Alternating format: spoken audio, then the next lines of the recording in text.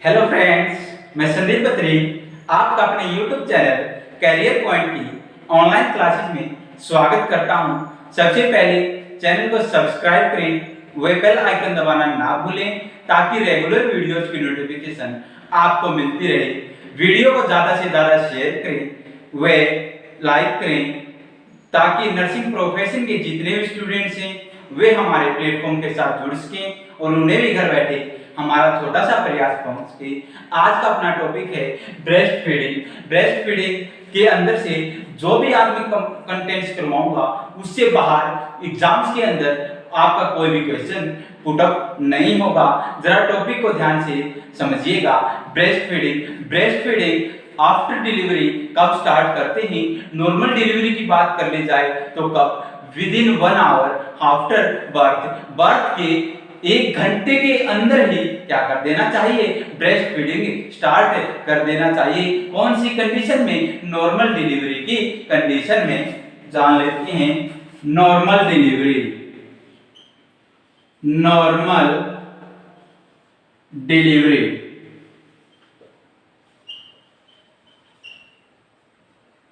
यदि normal delivery की condition है तो ब्रेस्ट फीडिंग स्टार्ट कर देनी चाहिए with in 1 hour after birth. With in 1 hour after delivery.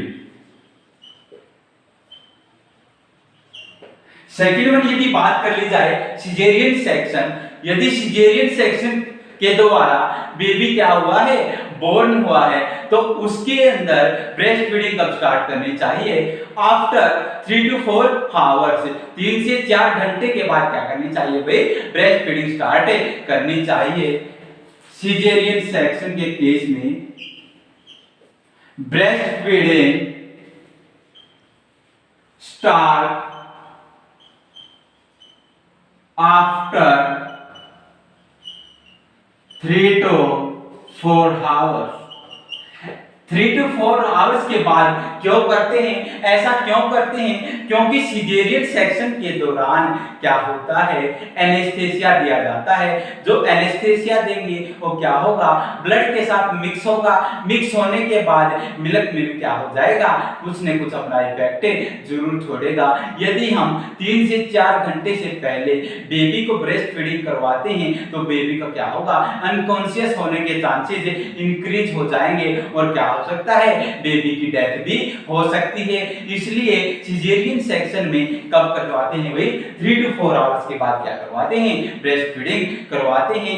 एक दिन में ब्रेस्ट मिल्क कितना सीक्रेट होता है, मदर का ब्रेस्ट से एक दिन के अंदर कितना मिल्क सीक्रेट होता है। 1 day 600 to 700 ml milk secrete per day।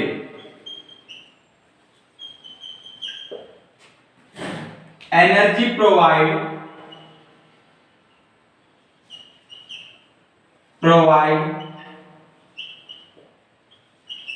Breast milk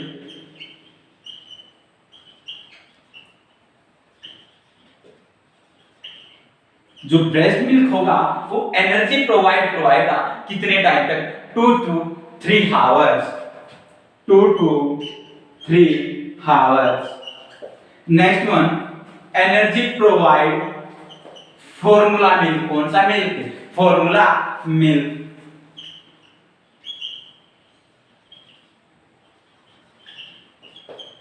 3 to 4 hours. Formula milk कौन सा होता है, यदि कोई बेबी क्या नहीं है, निपल को सक नहीं कर पा रहा, क्लेफ्ट लिप का बेबी है, तो क्या करते हैं, मिल्क को क्या कर लेते हैं, एक्सप्रेस कर लेते हैं और बेबी को बोतल के द्वारा क्या करवाई जाती है, फीडिंग करवाई जाती है। उसे क्या बोलते हैं, formula feeding.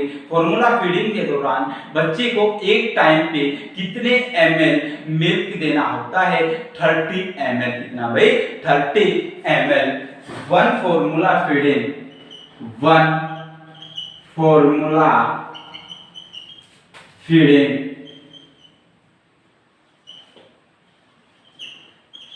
30 ml at a time. एक टाइम पर कितना भाई? 30 ml। नेक्स्ट वन बात कर लेते हैं, मैटरनल मिल्क के अंदर कितनी किलो कैलोरी पाई जाती है? मैटरनल मिल्क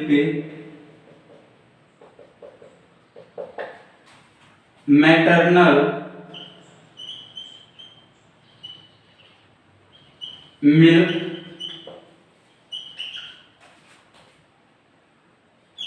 66 किलो कैलोरी पर 100 ml।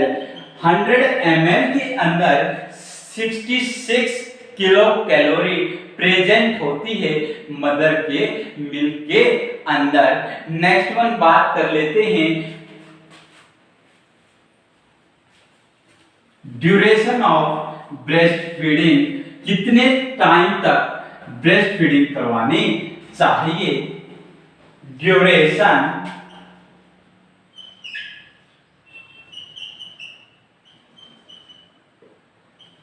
ऑफ ब्रेस्ट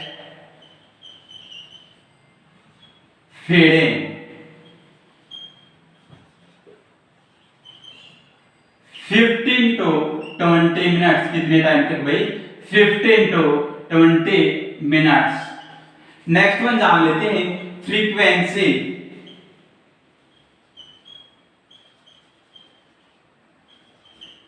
कितने टाइम के बाद बेबी को ब्रेस्ट फीडिंग करवानी चाहिए? 3 to 4 आवर्स। कितना टाइम का गैप होना चाहिए भाई? 3 to 4 hours in each breast feeding. 3 to 4 hours. Next one जान लेते हैं, क्या क्या बेनिफिट्स होते हैं बेबी के अंदर, न्यूबॉर्न के अंदर, किसके? ब्रेस्ट फीडिंग के बेनिफिट्स।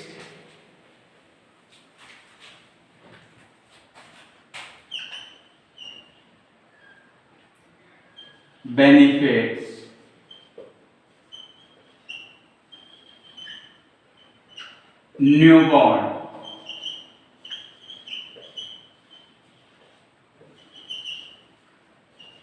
फर्स्ट वन जान लेते हैं, न्यूट्रिशन से रिलेटेड क्या क्या बेनिफिट्स बच्चे को ब्रेस्ट मिल्क से मिलेंगे?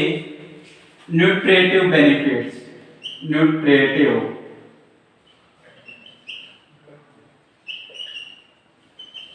फर्स्ट वन बात कर लेते हैं, carbohydrates.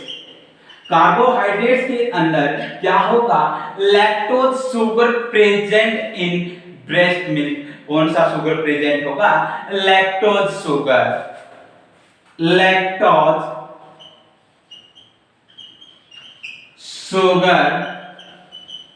Present in breast milk.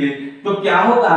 जो लैक्टोज शुगर है, it is made up 2 fragments. कितने फ्रेगमेंट से मिलकर बना है? 2 फ्रेगमेंट्स। मेड अप 2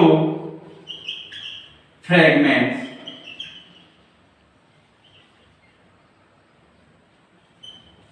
कौन कौन से? Glucose and galactose. Glucose plus galactose. जो लैक्टोज शुगर है, यह क्या काम करेगा? It increase the absorption of calcium from intestines. Intestine से कैल्शियम के एब्जॉर्प्शन को क्या कर देगा? इंक्रीज कर देगा बेबी के अंदर। कौन? Lactose sugar. फर्स्ट वन क्या करेगा? It increase the absorption of calcium from intestine। Second one अगर बात कर ली जाए, क्या करेगा? Increase the growth of एंटेरोबैसिलाई।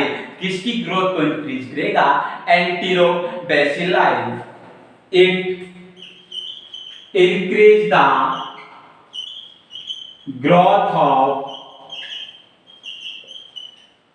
growth of enterobacilli।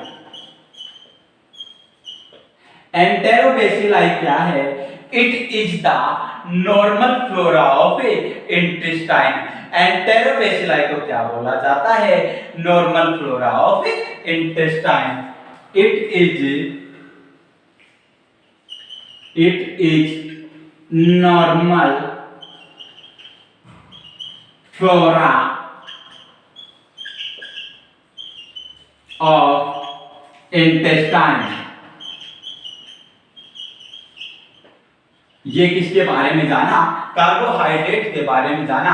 जो ब्रेस्ट मिल्क के अंदर कार्बोहाइड्रेट पाया जाता है उसके अंदर क्या प्रेजेंट होता है? Lactose sugar. लैक्टोज शुगर क्या काम करता है? फर्स्ट वन तो कैल्शियम के एब्जॉर्प्शन को इंक्रीज करता है। कहां से?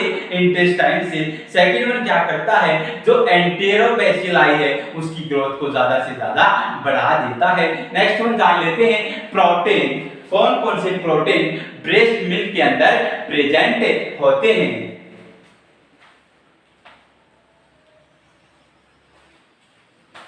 Second one protein.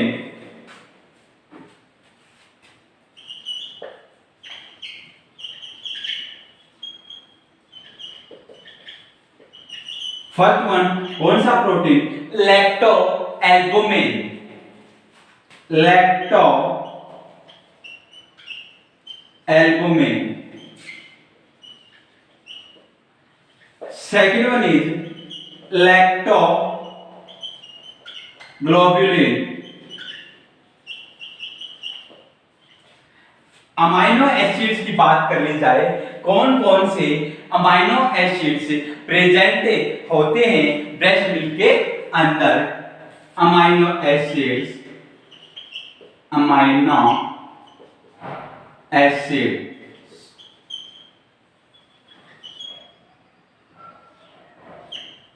ल्यूट्रिन and cystine. Amino acids present in breast milk. कौन कौन सा भाई? Lutrin and cystine. ये दोनों के दोनों क्या काम करते हैं? It synthesize the neurotransmitters. जो अपने न्यूरोट्रांसमीटर्स होते हैं उनको सिंथेसाइज करने में हेल्प करते हैं। कौन कौन? Cystine and lutrin. ये क्या है? अमाइनो एसिड्स हैं। It help in synthesize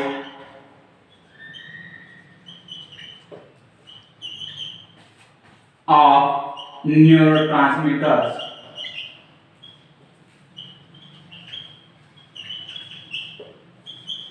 next one बात कर लेते हैं proteins. Albumin, globulin and fibrinogen.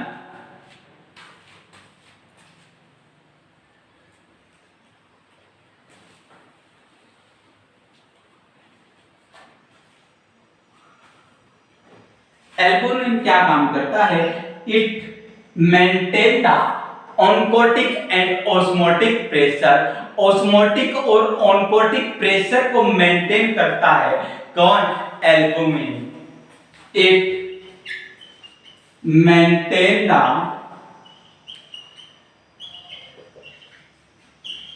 Oncotic and osmotic pressure. क्या होता है?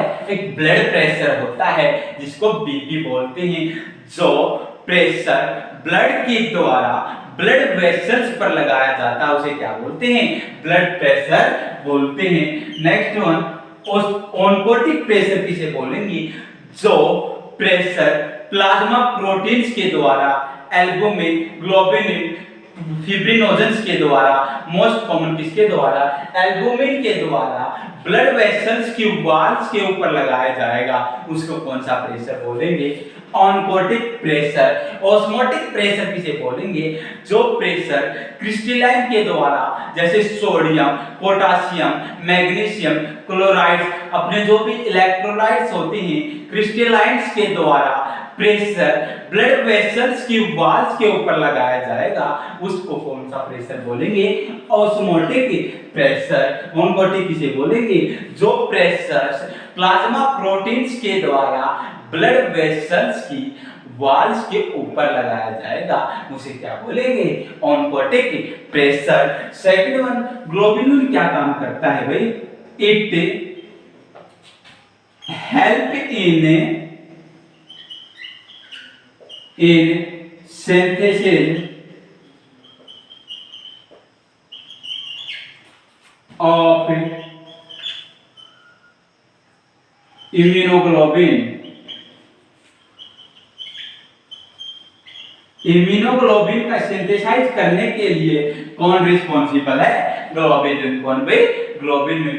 Next one, fibrinogen. Fibrinogen. Fibrinogen क्या है? It is clotting factor, help in clotting. किसमें हेल्प करता है? क्लॉटिंग में हेल्प करता है। Help in clotting. Next one जान लेते हैं, fat.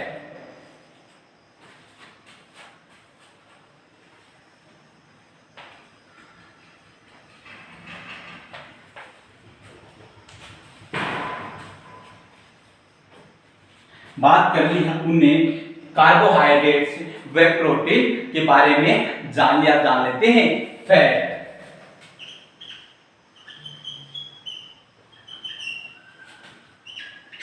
Poly unsaturated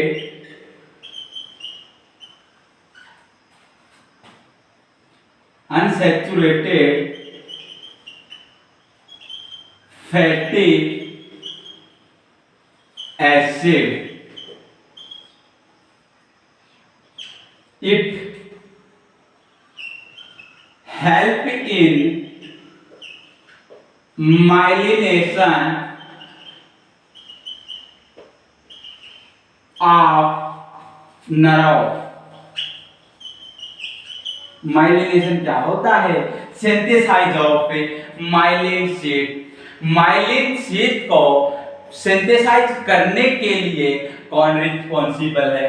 poly unsaturated fatty acid synthesise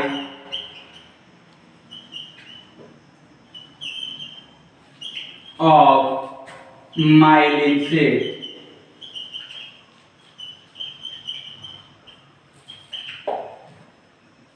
next one जान लेते हैं, ये कौन सा जाना आपने? Nutritive benefits. सेकंड वन जान लेते हैं, preventive benefits in newborn baby.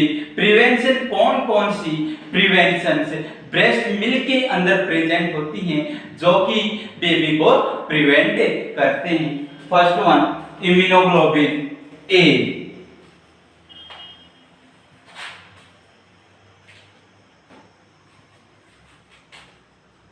Preventive.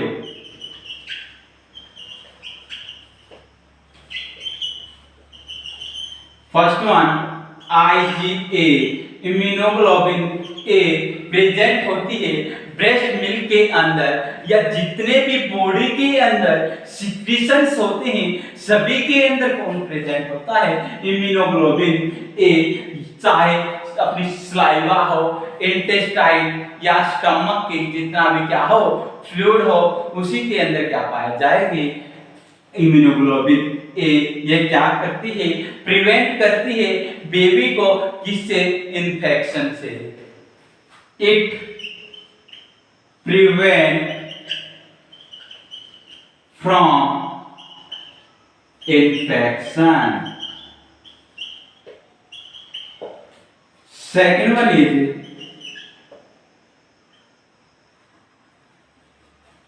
बाइफिडस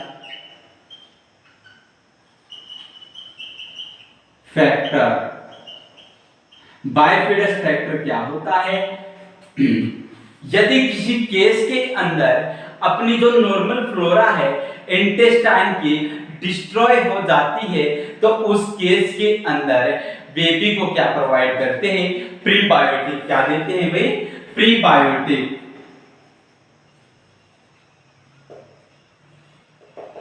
यदि प्रीबायोटिक देंगे तो यह क्या करेगी? जो भी इंटेस्टाइन की नॉर्मल फ्लोरा डिस्ट्रॉय हुई है उनकी ग्रोथ को क्या कर देगी? इंक्रीज कर देगी। कौन? प्रीबायोटिक। सेम एज वर्क कौन करता है? बाइफिडस फैक्टर, जो कि ब्रेस्ट मिल्क के अंदर प्रेजेंट होता है, जो कि क्या करता है? जो नॉर्मल फ्लोरा इंटेस्टाइन के अंदर प्रेजेंट होती है उसको डिस्ट्रॉय होने से प्रिवेंट करता है। Next one,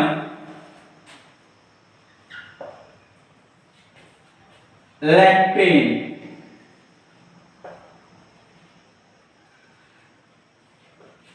It prevent the baby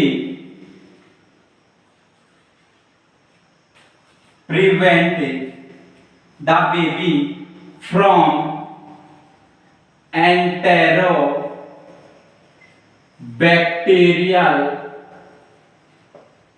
infection। Lactin होता है ब्रेस्ट मिल्क के अंदर प्रेजेंट होगा, यह प्रिवेंट करेगा बेबी को जो भी इंटेस्टाइन के अंदर इन्फेक्शन होगा उसे बचाकर रखेगा। नेक्स्ट वन जान लेते हैं, पोली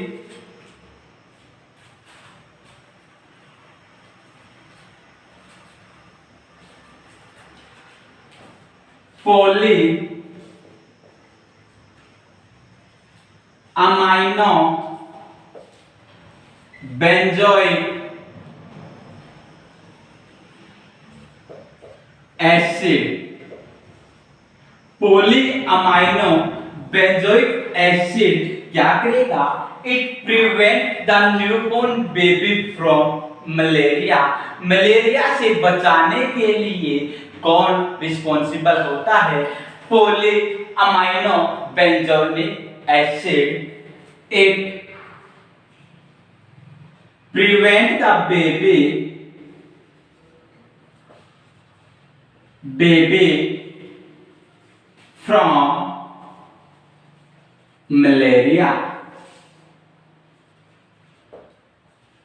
ये आपने किसके बेनिफिट्स के बारे में जाना? न्यूबॉर्न बेबी के न्यूट्रिटिव और प्रिवेंटिव दोनों टाइप्स के बेनिफिट्स के बारे में जान लिया है।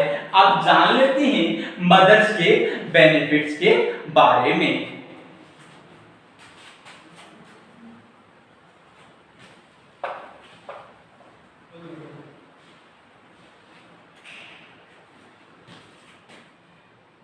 मदर, यदि मदर क्या करती है? ब्रेस्ट फीडिंग करवाती है तो क्या क्या बेनिफिट्स मदर्स के अंदर देखने को मिलेंगे? First one, prevent from PPH. Prevent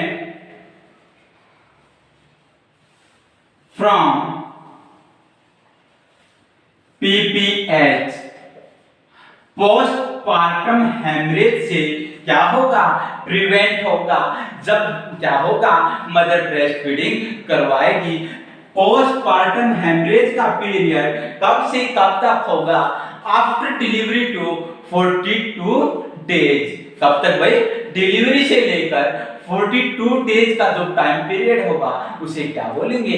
postpartum. Delivery to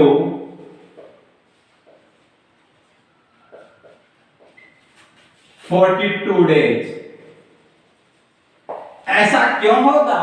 breast feeding करवाने से मदर कैसे प्रिवेंट करेगी पोस्टपार्टम हेमरेज से? ध्यान से समझिएगा क्या होगा, जब बेबी सक करेगा निपल को तो क्या होगा, निपल स्टिमुलेट करेगी किसे, हाइपोथैलेमस को।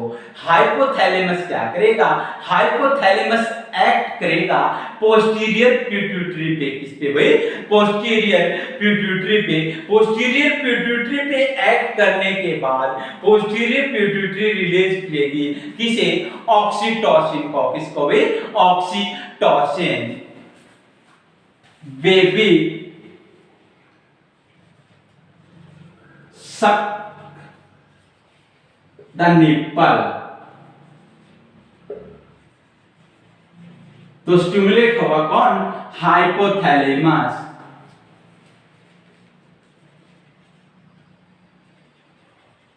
आफ्टर दैट हाइपोथैलेमस किसे स्टिमुलेट करेगा, पोस्टीरियर पिट्यूटरी को। पोस्टीरियर पिट्यूटरी, पोस्टीरियर पिट्यूटरी किसे रिलीज करेगी, ऑक्सीटोसिन को ज्यादा से ज्यादा मात्रा में क्या करेगी, सिक्रीशन बढ़ा देगी। ऑक्सीटोसिन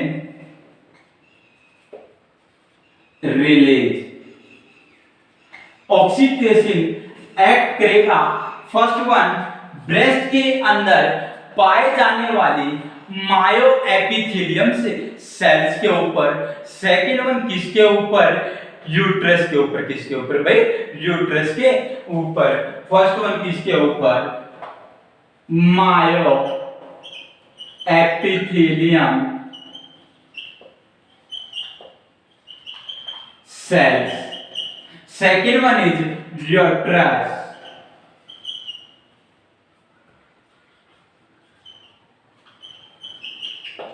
क्या होगा, मायो एपिथेलियम सेल्स पर एक्ट करने के बाद ऑक्सीटोसिन क्या करेगा, जो मिल्क है ब्रेस्ट मिल्क के सिक्रीशन को बढ़ा देगा। क्या कर देगा भाई, बढ़ा देगा।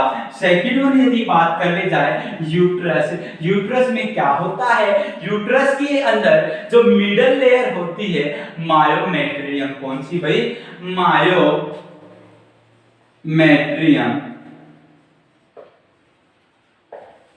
Outer myometrium, middle myometrium and inner myometrium.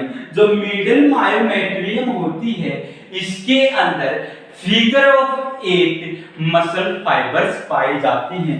कौन सी भाई, figure of 8 muscle fibres will be present in middle myometrium. क्या होगा, जो मिडल मायोमेट्रियम से इसके अंदर जो फिगर ऑफ 8 मसल्स फाइबर्स पाई जाएंगी, इनके बीच से या इनको क्रॉस करेगी कौन, यूटेराइन आर्टरी। कौन भाई, यूटेराइन आर्टरी, जो कि यूट्रस को क्या करती है, ब्लड सप्लाई करेगी। जब भी ऑक्सीटोसिन यूट्रस के ऊपर एक्ट करेगा तो क्या होगा, कॉन्ट्रैक्शन होगा। जब भी कॉन्ट्रैक्शन होगा तो मसल्स फाइबर्स क्या हो जाएंगी, कॉन्ट्रैक्ट होंगी। तो क्या होगा, यूट्राइन आर्टरी पे क्या होगा, कंप्रेस होगी। कंप्रेस होने के कारण यूट्रस के अंदर ब्लड की सप्लाई क्या होगी, कम होगी। कम होने से क्या होगा, जब ब्लड की सप्लाई ही कम हो रही है तो ब्लीडिंग होने के चांसेस भी क्या हो जाएंगे, कम हो जाएंगे। क्या हो जाएंगे, कम हो जाएंगे। तो इसीलिए जो ब्रेस्ट फीडिंग करवाती है मदर, उसके अंदर क्या होने के चांसेस कम हो जाते हैं, पोस्टपार्टम हेमरेज। यूट्रस के ऊपर क्या करवाएगा, कॉन्ट्रैक्शन।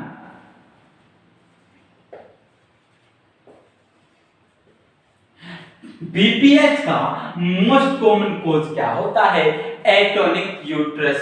जब यूट्रस के अंदर कोई भी किसी भी प्रकार की कॉन्ट्रैक्शन ना प्रेजेंट हो तो क्या होने के चांसेस बढ़ जाते हैं, पोस्टपार्टम हेमरेज।